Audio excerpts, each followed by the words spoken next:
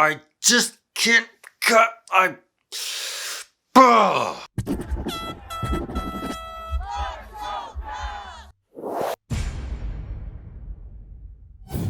You know, for a day full of love, that wasn't very lovely. The Caps lose 3-6 against the Pittsburgh Penguins. Well, actually it's 3-4, but there was 2 empty net goals. And while we're on that note, let's start this video talking about a very insignificant detail about this game. Why would you pull your goaltender with less than a minute left in a 2-goal game?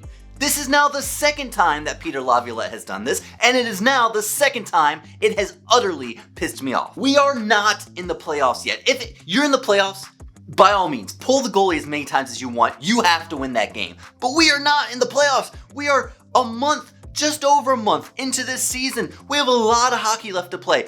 All you're doing at that point, by pulling your goaltender again after giving an empty net goal up, is padding the goals for statistic for the Penguins. And that can come to bite you in the ass later in the season. But actually, that's probably the least significant thing I could be frustrated about in this game, and I don't know why I'm getting so heated over it, but it's like insult to injury at the very end of the game, getting 2 empty net goals, and of course, the last one had to be Sidney Crosby.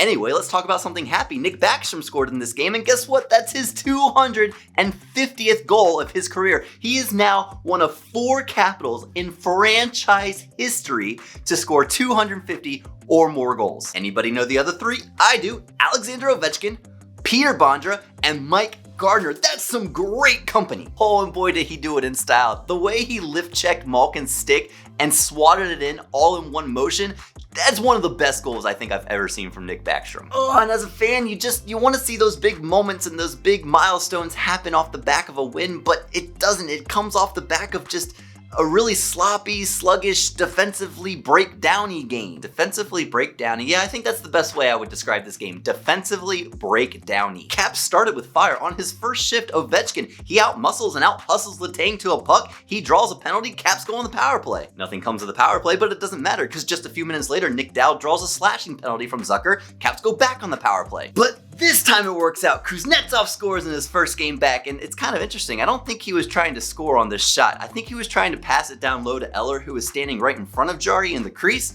but the shot gets deflected by a Pens defender, and because Eller's standing in front of Jari, taking away the eyes, it goes in, he doesn't see it. Caps are up 1-0 early. And I got really excited, but then I got really scared because I know how the Caps play with leads. And the first thing I commented on our game day discussion over at our Facebook page, Capital Society. By the way, if you haven't joined us, what are you doing? Capital Society over on Facebook. Look it up, check us out, join us. The first thing I said was keep the lead. And guess what? They did not keep the lead. And as it always tends to be when the Caps play the Pens, actually when the Pens play anybody, is that the Pens score in bundles. They never just score 1 goal. It always seems like they score 2 or 3 goals in a really, really short amount of time, and it just puts daggers into their opponents and just utterly demoralizes them. The first goal that the Penguins score is, in my mind, unfortunate. It's a great give and go play, and you have to give the Penguins credit on that.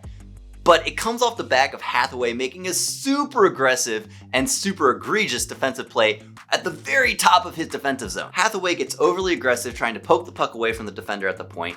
2 juke moves around him. It's a 3-on-2 down low. Penguins have a great passing play. It's in the net, tie game 1-1. And then something stupid like 30 seconds later, the Pens score again. It's just the softest point shot you could ever imagine.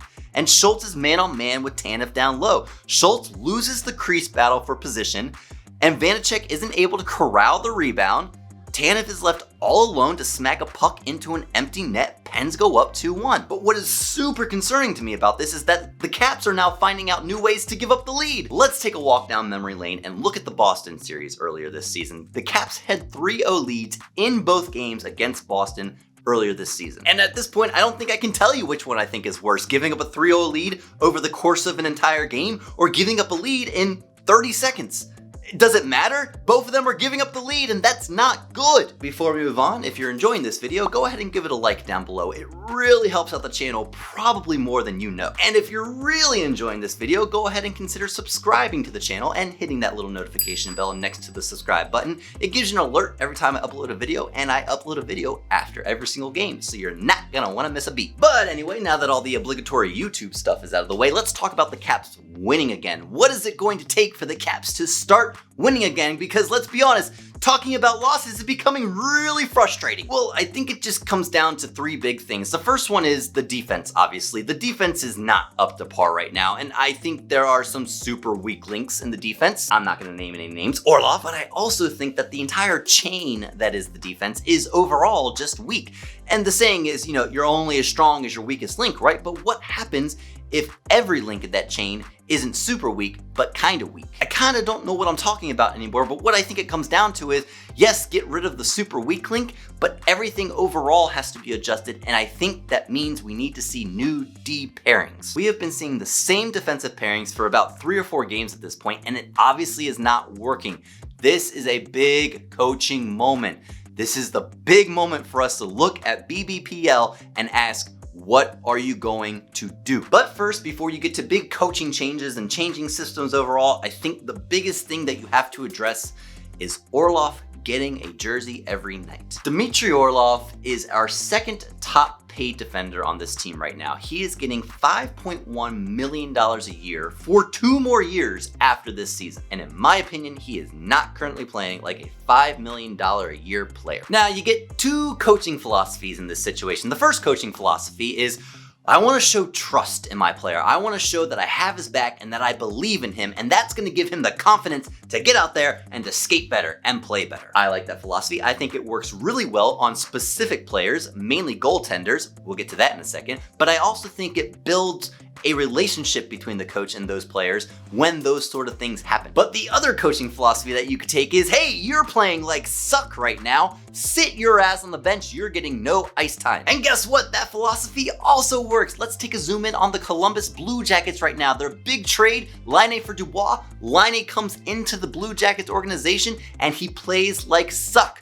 So what does Coach Tortorella do? The one coach who we know has no problem sitting any player for any reason. He sits Laine's ass and gives him no ice time. And guess what happened the next game? Laine came out like a bomb. Now, Columbus ended up losing that game anyway, but that's not the point. The point is that that kind of coaching can also light a fire under the ass of a player. So which one's correct? What do you do? Orlov is obviously an issue right now. What do you pick?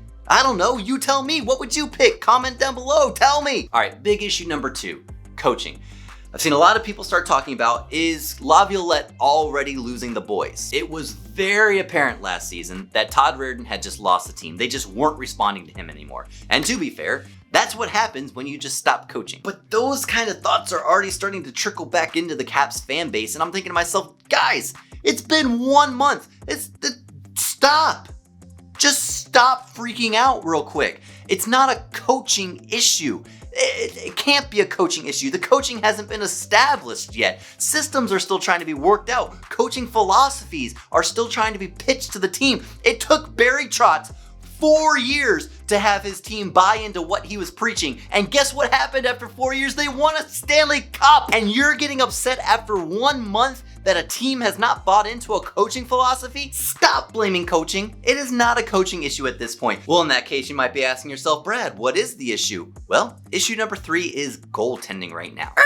Pump your brakes there, Sasquatch. If you think I'm about to start bashing Vitek Vanacek, you are severely mistaken. If you're hoping that I'm going to bash Vitek Vanacek, I urge you turn this video off right now. Vitek Vanacek has saved us in multiple games that we have won this season. You remember that 9-game point streak that we had to start the season? Guess what? That doesn't happen without Vitek in net. And with all that said, I think we have to sit Vitek Vanacek. Now, don't get me wrong. That's not me saying don't play him.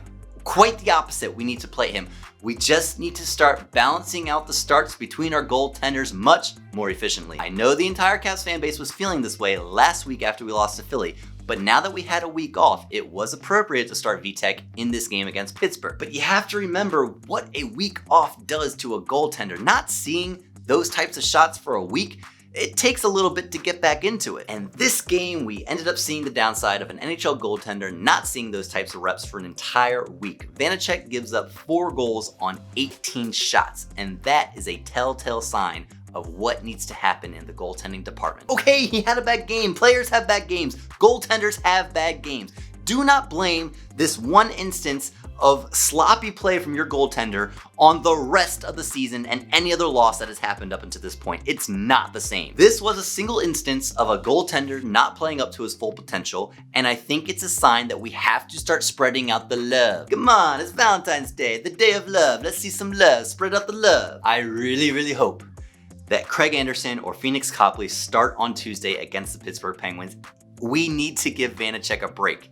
Now, he needs to get back out there soon after, because we can't see a whole week go by without him getting into a game. We saw what happens when that happens. We need to see another goaltender get a start and have confidence shown in him. I just talked about it a little bit ago with showing confidence in a player and what that can do to jumpstart them. That confidence is magnified when you're talking about a goaltender. You gotta put confidence in your goaltender. You need to continue to show that you believe in him, but just spread it out over 2 or 3 goaltenders and not just all on the one. And that's all it's gonna take. That's all it's going to take for the Caps to get back into the win column. The Caps are not going to lose out the rest of this season, folks. Stop panicking. The apocalypse is not happening. The sky is not falling. They are going to win a game again. I promise you. You can hold me accountable if the Caps lose the rest of the season. If the Caps lose the next, I don't even know how many games are left at this point, 40 whatever games that are left, I will be held personally responsible, and you can quote me on that. That's right, folks. You heard it here and you heard it now. I,